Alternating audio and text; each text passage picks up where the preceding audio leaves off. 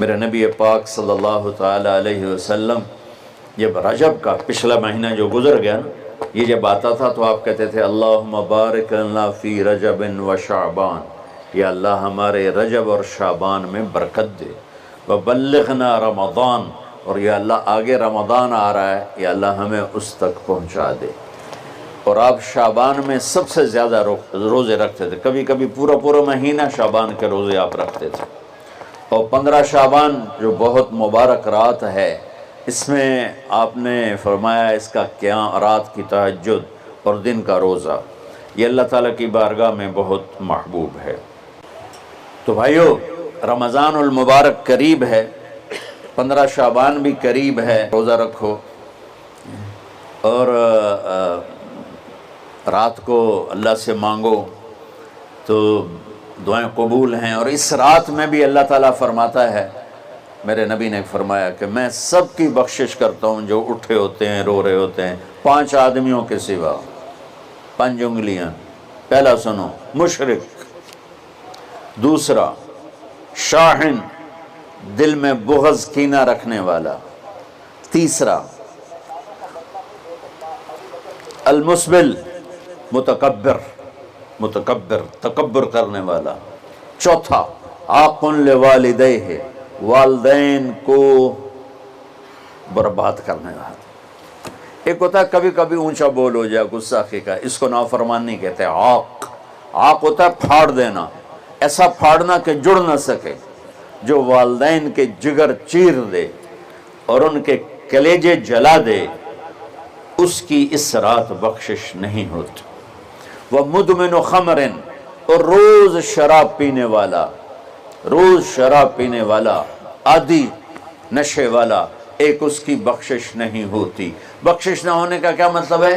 کہ یہ شرک سے توبہ نہیں کرتا، معافی نہیں ہے، یہ کینہ اپنے دل سے نہیں نکالتا، معافی نہیں ہے، یہ تکبر نہیں چھوڑتا، معافی نہیں ہے،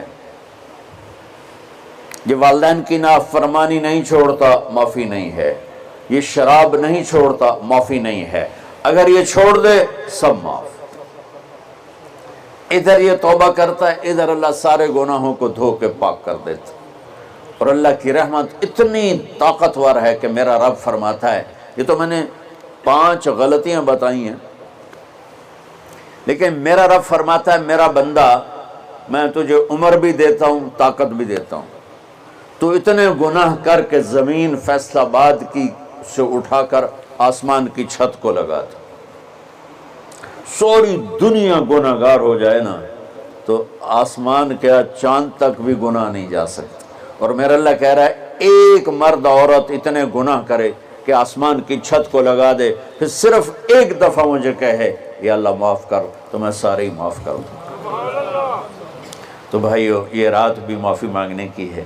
اور اگر رمضان کا مہینہ تو پورا معافی کا مہینہ ہے کہ دوزخ کے دروازے بند ہو جاتے ہیں، جنت کے دروازے کھول دیے جاتے ہیں، شیطان قید، آپ دیکھتے نہیں نمازی کیوں بڑھ جاتے ہیں رمضان شریف میں، کہ وہ نامراد قید ہو جاتے، تو کسی کو زنجیروں میں باندھو وہ چل تو نہیں سکتا، چھوڑ دو زنجیریں تو چل پڑے گا۔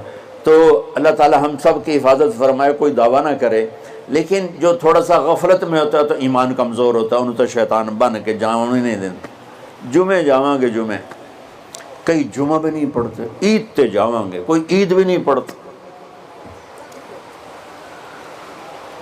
یہیں یہ ایک نگینہ سینما کے مالک نے بیان کروایا تھا اور اس نے بعد میں اس سینما کو گرا دیا، آج کل وہ کینیڈا میں ہوتا ہے۔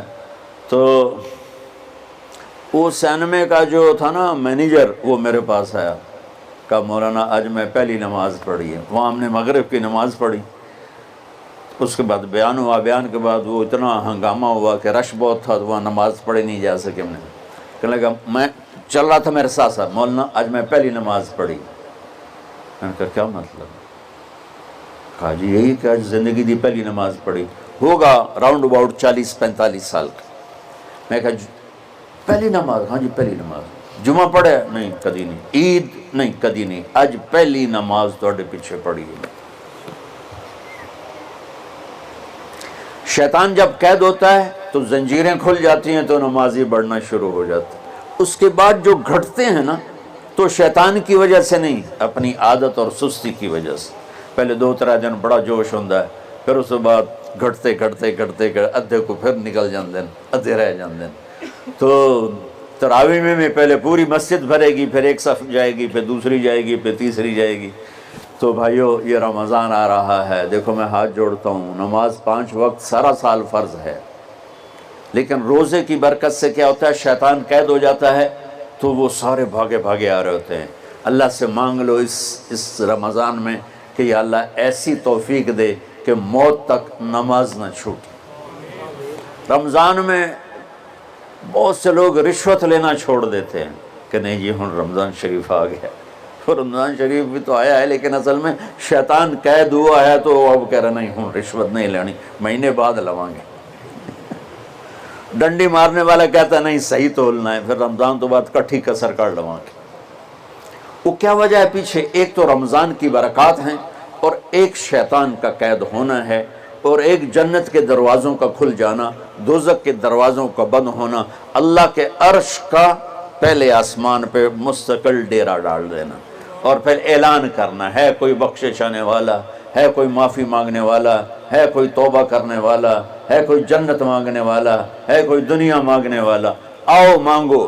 اور ایک فرشتہ اعلان کرتا ہے اے بھلائی کے چاہنے والے شاباش آگے بڑھ، اور دوسرا فرشتہ اعلان کرتا ہے اے برائی کے کرنے والے بس کر اور واپس آ جا، بس کر اور واپس آ جا۔ رمضان کا مطلب ہے جل جانا، رمضان کے لفظ کا مطلب ہے جل جانا۔